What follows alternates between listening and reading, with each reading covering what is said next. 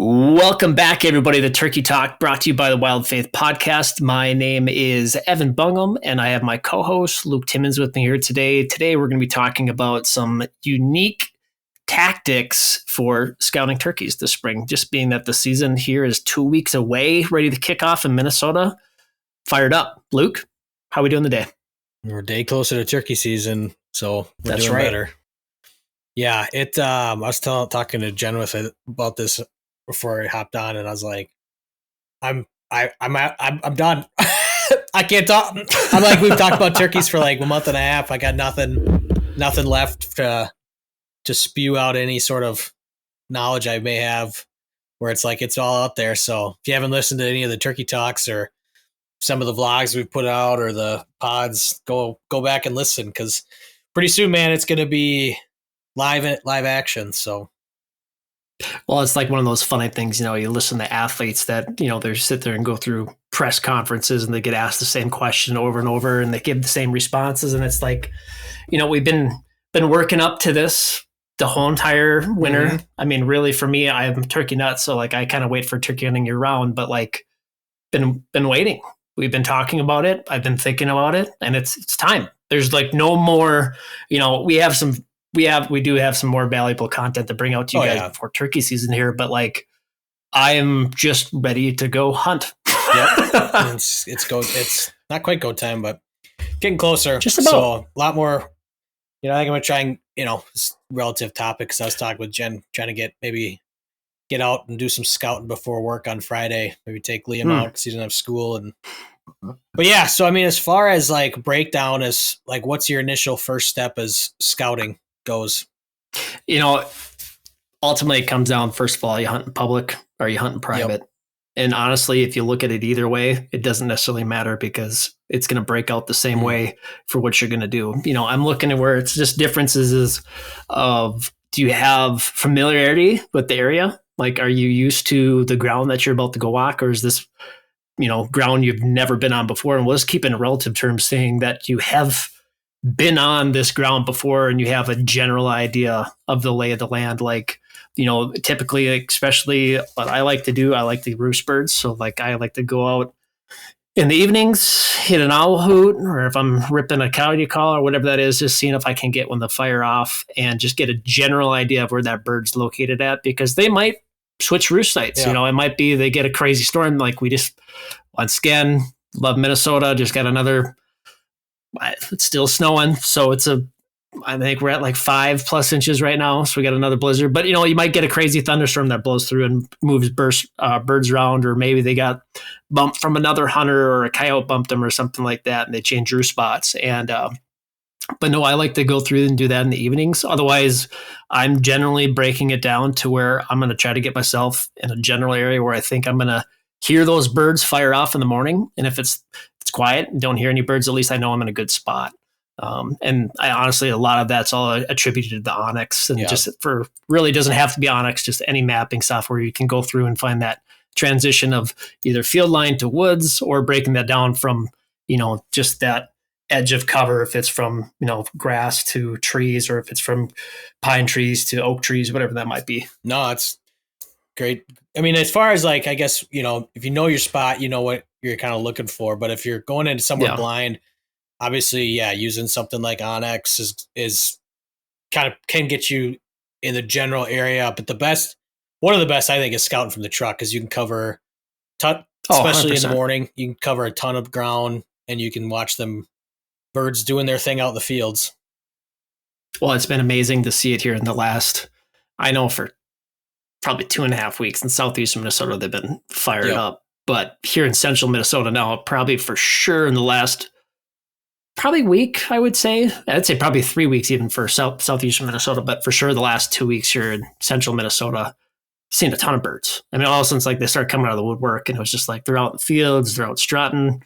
And it's such a fast way, especially, it's obviously a lot harder when you don't have fields, but sometimes you'll see them in people's yards and you can get a general idea. And the cool thing I like about turkeys is that if I see birds in a section that's maybe a section and a half away from public, we'll just say, and I should take that back. I shouldn't say sections. I should say maybe like parcels of land, because that's relatively a little bit closer. That gives me the confidence to go in that piece of public, knowing that there's a chance that those birds probably at some point in time go through that piece of public. Or vice versa, you just get the confidence and go up to that door and knock on that landowner and see if you can get permission to turkey hunt. You know? Yep. Yeah, and that's the nice thing about driving from the truck and using Onyx is you know whose land it is, so you find birds. Yeah, I got one more spot. I think Friday morning. If it's not too early, I'm not going to roll up to someone's house at like 7:30 in the morning. But yeah, I mean, one more spot here, I think, and then I'll probably be solid as far as spots for this year. How nice. I mean, another key piece, and I've started to do this too. Like you talked about, like a roost site, but like even in the morning, like do you at all get in or try to go in on the morning a couple times before the season and just kind of listen? Not necessarily, you're not doing any like sort of calling or nothing like that, but just listening for gobbles and then pinging them on your Onyx app or something. Yeah, if I get time on my way to work, and it's all timing, it's relative to what's convenient with your schedule and what you have for your job and stuff like that. But like morning or evening, especially before season, like if I have a spot that, I have a couple pieces of private tracks that I've hunted it long enough that I don't really need to do scouting outside of just going out there, sit the first morning, and then I can kind of figure it out usually by day 2 or 3. But if I'm hunting a new piece, especially like breaking down public ground, which has been really fun for me this year here in central Minnesota, of like all these deer hunting spots that I've been to now over the last 10 years and like wanting to go kill a bird on public and, just putting in the extra footsteps to get out there. It's like, I might save myself a couple hunts if I can get out there in the morning preseason and just go listen for birds. Like I've like one spot in particular I know I found. It's about a 1.5 mile walk back and it's hill country. So it does take a little bit of significant like boot leather to get back there.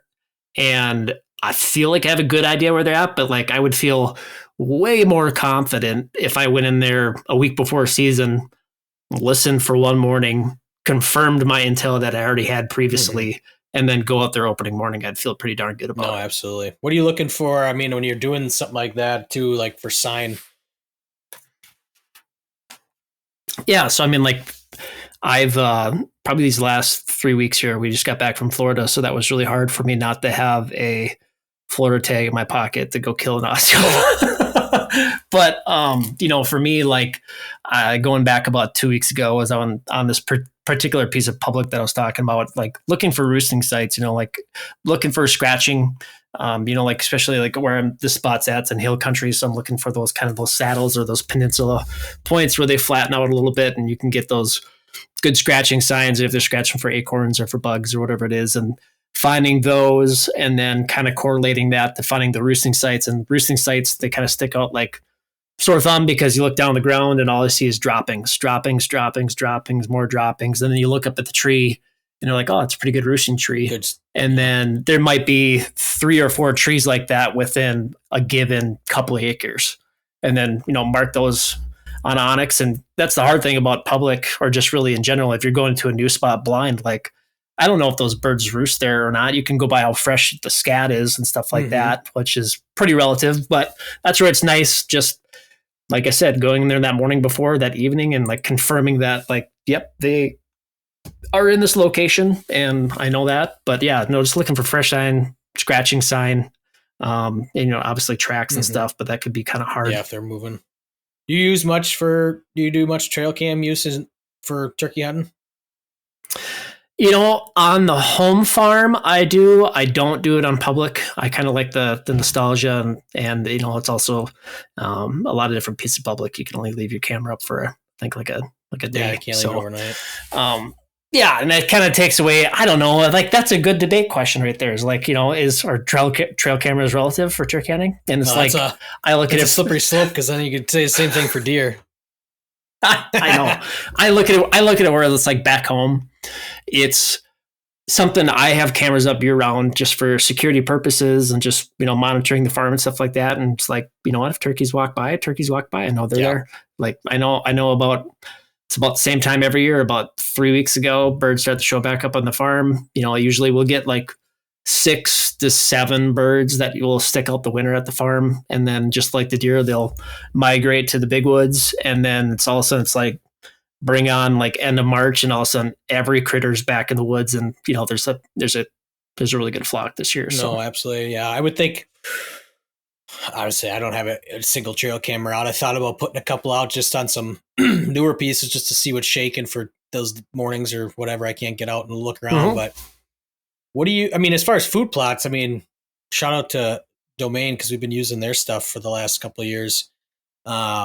You know, what sort of food plot are you looking at that may already be established? You know, we're talking private obviously here, but what sort of mix are you keying out for turkeys in the spring?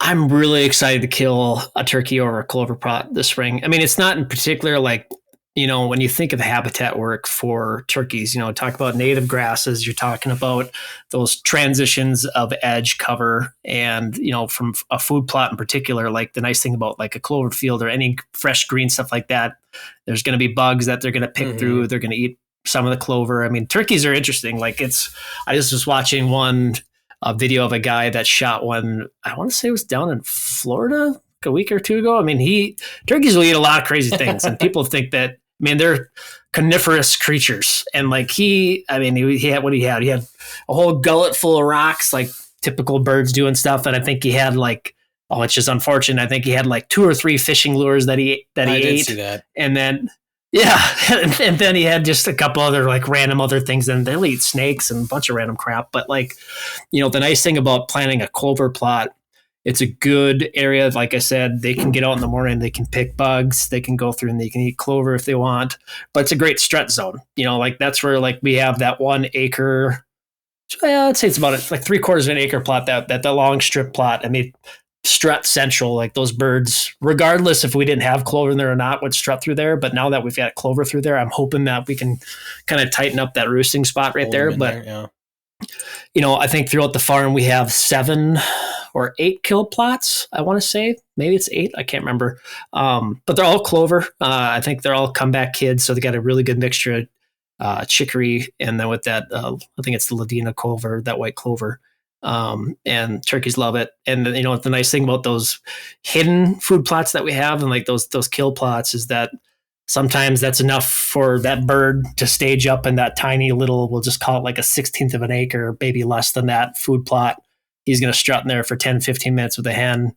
You know, you can, you know, how we have the farm set up. I mean, you can sneak and get pretty damn close without that bird seeing you too, which is kind of nice. And so you just kind of set up those staging areas like that. So that's where that's been a useful tool. And then also if you're correlating that, running trail cameras with that too, you can get that intel that, you know, I've got this bird that's roosting, you know, 100 yards off from this food plot, and he's in that food plot every single morning. No, I think that's a good piece for me, especially this year, to just recognize of like hunting turkeys like you would a deer. You know, you're looking transition areas, the whole gamut, bed to food to bed. Well, I think there's that one, you know, there's the dance of like calling and decoying and all that stuff too. But, you know, if you were to take your calls away and you were to take your decoys away, and this is where it's like fall hunting really is kind of like this. It's like, do you have turkeys patterned? Do you know where the turkeys like to go? You know, like where the turkeys like to go on a rainy day? Where do they like to go on a windy day? Speaking that, you know, the lay of the land of this property that you're on. So that's where it's kind of fun to put that all together, and it just amplifies your odds so much more when you can put all those cards in your hand, and then you get the call on top of that. Then you get to have a decoy on top of that. You know, it's a slam dunk. Yeah. No, man, that's probably, I don't know. That's probably about it for scouting as far as stuff I can think of. I mean, e-scouting, glassing from the truck, listen for those gobbles at, you know, dawn, roost sites, sign, trail cameras if you wanna.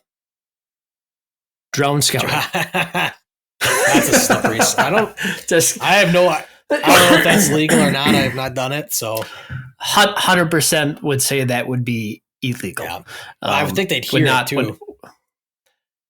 Would not recommend doing that one. That was a joke. Yeah. But yeah, I honestly, I would think that that's like that'd be like a hawk, equivalent of that, like a very loud hawk just coming out of nowhere. But yeah, no, it's It's almost here, man. I'm excited. And, but yeah, no, there's some short little tips that hopefully be able to help you guys out for turkey opener here in Minnesota in 2 weeks. Yeah. And, well, let us, and then, obviously, like, subscribe, don't want to forget that bit, but like, let us know in the comments, whether it's on YouTube, shoot us a DM on Instagram. What are you guys like looking for? How do you guys scout turkeys? Cause if you're not learning, what are you doing? So let us know what you guys do. And we'd love to share every bit of wisdom we can with the rest of the audience. So appreciate you all. Heck yeah. Awesome. Well, we'll see you guys next time. Thank you for joining us on this journey through faith in the great outdoors. We hope today's episode has inspired you to seek God's presence in the wilderness and deepen your connection with nature. If you enjoyed today's discussion, don't forget to like, follow, and subscribe to the Wild Faith Podcast on your favorite platforms, including Spotify, Apple Podcasts, YouTube, Instagram, and Facebook. By subscribing, you'll never miss an episode, and you'll continue to be a part of the Wild Faith Podcast community. We'd also love to hear from our listeners, so please don't hesitate to reach out with your questions, comments, or topic suggestions. You can connect with us on social media or through our website. Your feedback is important to us and helps us improve and tailor our content to better serve you. And always remember, the great outdoors isn't just a playground for hunting and fishing. It's a sanctuary for finding solace and spiritual renewal. As you gear up for that next adventure, I pray you find God's presence in the crackling of a campfire, the thrill of reeling in your catch, or the quiet solitude found in nature. Until next time, thank you for listening to the Wild Faith Podcast. Take care, and God bless.